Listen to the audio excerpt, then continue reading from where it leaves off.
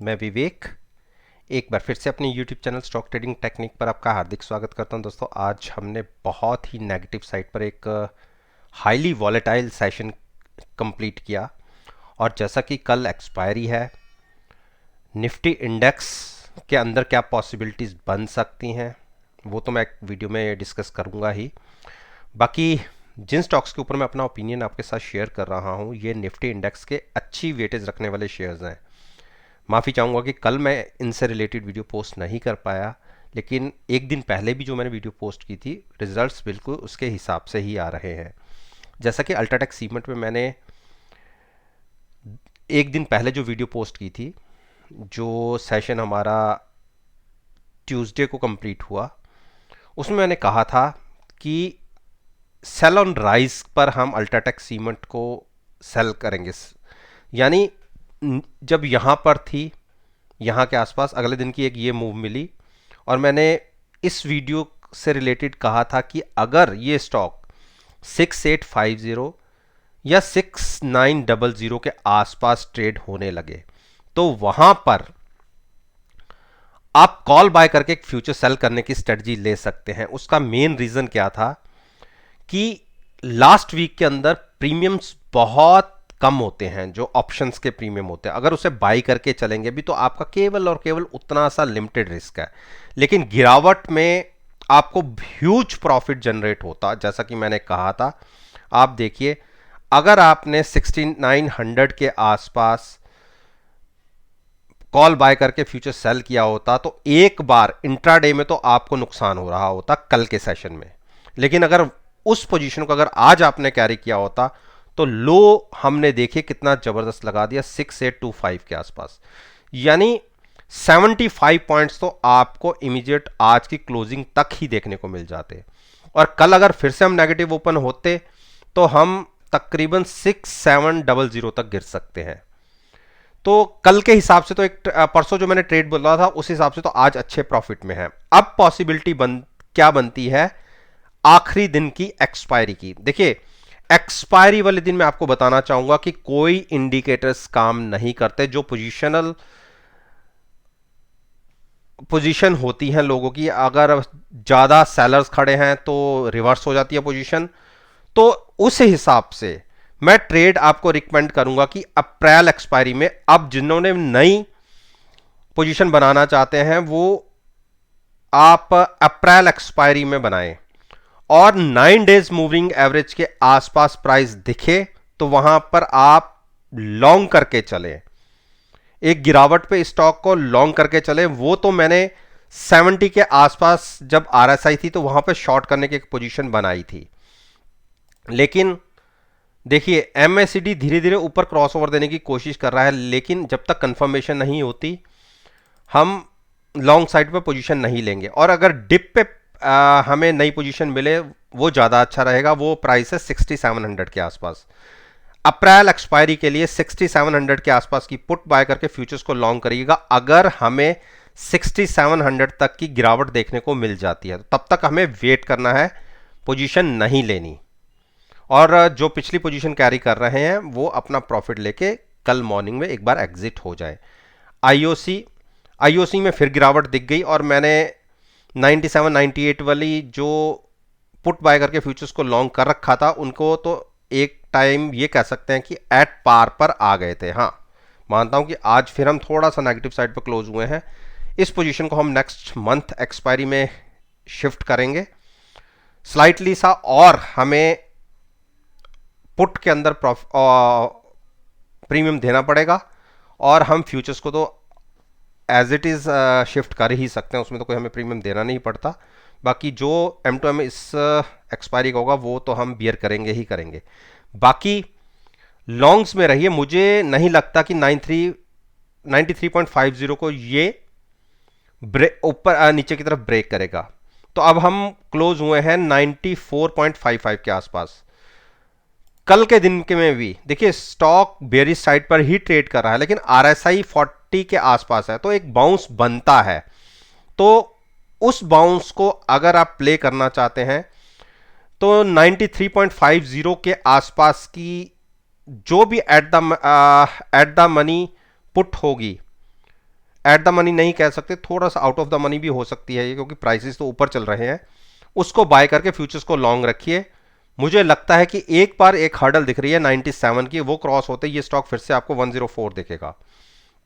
गेल गेल ने फिर गिरावट दिखा दी। आप देखिए, मैंने 130 की पुट के साथ फ्यूचर्स को लॉन्ग करवाया हुआ था, तो यहां पर मैंने कहा था कि एक बार अपना प्रॉफिट लेके एग्जिट हो जाइएगा। उन्होंने तो ह्यूज प्रॉफिट जनरेट कर लिया जिनसे पहले पोजीशन थी, लेकिन अब मार्केट में सेंटिमेंट्स वीक हैं, लेकिन 38 के आसपास की आरएसआई पे हम स्टॉक को शॉर्ट नहीं कर सकते। देखिए, हाँ, अगर कोई लॉन्ग को अवॉइड करना चाहता हो तो बिल्कुल कर सकता है, लेकिन इतने नीचे के लेवल्स पे शॉर्ट मत कीजिए। उसका मेन रीजन है कि बार बार ये स्टॉक 130 के आसपास एक रिवर्सल दिखाता है, तो 130 के आसपास की पुट बाय करके फ्यूचर्स को लॉन्ग करने की एक स्ट्रेटजी ली जा सकती है। बाकी शॉर्ट्स को अवॉइड कीजिए। टाटा मोटर 295 एक स्ट्रॉन्ग सपोर्ट के ऊपर है। अगर यहां से एक डिप मिली, अगर इसने क्लोजिंग बेसिस पे 295 को ब्रेक करके नीचे क्लोजिंग दिखा दी, हम इसको कह सकते हैं कि ये बिल्कुल अपनी सपोर्ट के ऊपर खड़ा है। 294.50 के आसपास की क्लोजिंग आई है, यही इसका एक सपोर्ट प्राइस भी बनता है। और यहां से अगर इसने नीचे की तरफ गैप डाउन ओपन होकर नीचे की तरफ प्ले करना शुरू कर दिया, तो एक बड़ी मूव नीचे की तरफ गिर सकती है, और यहां का जो ये गैप बना हुआ है, हो सकता है इसको फिल करने के लिए एक बार ये स्टॉक 283-84 तक गिर जाए। तो 295 के नीचे ओपन होने पर अगर 15-20 मिनट ट्रेड हमें नीचे मिल सकता है, तो एक 295 की कॉल बाय करके एट द मनी जो भी इस प्राइस के आसपास की कॉल होगी, आप फ्यूचर्स को सेल करने की एक स्ट्रेटजी ले सकते हैं 283 के टारगेट के लिए। बाकी इसमें हमारी पुरानी पोजीशन भी अभी तक होल्ड हमने कर रखी है। 330 की पुट के साथ हम फ्यूचर्स को लॉन्ग थे, तो पुट में तो प्रॉफिट आ रहा है, लेकिन उससे थोड़ा सा एक्स्ट्रा हमें फ्यूचर्स में नुकसान आ रहा है। तो कोई बात नहीं, ये प्रॉफिट लेके हम अपनी पुट को नीचे शिफ्ट करेंगे और अपना प्रॉफिट लॉक कर लेंगे, और यहां से हम अपनी पोजीशन को नेक्स्ट मंथ में कंटिन्यू करेंगे। यूपीएल यूपीएल ने एक गिरावट दिखा दी है, और मैंने ये कहा था कि हम डिप पे इसको बाइंग करेंगे। अगर 600 ब्रेक करके ये नीचे ट्रेड होना शुरू करता है, तो आप मान के चलिए एक 570 के आसपास के प्राइसेस आपको देखने को मिल सकते हैं, तो आप उस तरफ का ट्रेड ले सकते हैं। हीरो मोटोकॉप में तो मैंने 3200 के आस, पहले मैं तो 3350 के आसपास की भी पुटे बाय करके फ्यूचर्स को लॉन्ग करवाया हुआ है, और अगर उस हिसाब से देखें तो हम वहां से बहुत नीचे आ गए, लेकिन पुट के अंदर हमें ह्यूज प्रॉफिट है। इसलिए मैं कहता हूं कि अपनी पोजीशन को कोई भी नेकेड नहीं रखना, और यहां का सारा प्रॉफिट लेके हम अपनी पोजीशन को नीचे शिफ्ट करेंगे, यानी पुट हम नीचे वाली बाय करके आप फ्यूचर्स को लॉन्ग रखेंगे। ये तो होगी हमने जो पोजीशन को नेक्स्ट मंथ शिफ्ट करना है। अब नई पोजीशन किसने क्या लेनी है, देखिए ऑलरेडी आप 29 की आरएसआई पे ट्रेड कर रहे हैं, आप ये देख लीजिए। आप यहां से अगर शॉर्ट पोजीशन लेंगे तो आप ट्रैप करना, आप यहां के आसपास देखिए, एक बार हमने 30 की आरएसआई को ब्रेक किया था, अदरवाइज मोस्ट ऑफ टाइम हम यहीं से एक रिवर्सल ले लेते हैं। तो 29 की आरएसआई है, नीचे की ज़्यादा पॉसिबिलिटी मुझे अब दिखती नहीं है, लेकिन अगर आप पॉजिटिव साइड पर प्ले में रहना चाहते हैं, यानी अगर 3050 की पुट बाय करके भी फ्यूचर्स को लॉन्ग करिएगा, तो एक बड़ा जंप देखने को मिल सकता है। 3160 को क्रॉस करते ही ये स्टॉक एक बड़ा रनअप दिखा सकता है। तो ये मैं अप्रैल एक्सपायरी के लिए आपसे बात कर रहा हूं। मार्च की एक्सपायरी में अब कोई ट्रेड मत लीजिए, कल पोजिशनल गेम होती है, तो हो सकता है एक बड़ा रिवर्सल आपको देखने को मिल जाए, लेकिन अप्रैल के मार्च की एक्सपायरी में अब ट्रेड मत लीजिएगा। टाइटन के अंदर अगर आप देखें, थोड़ा सा मेरे स्टॉक्स को ओपन होने में दिक्कत आ रही है।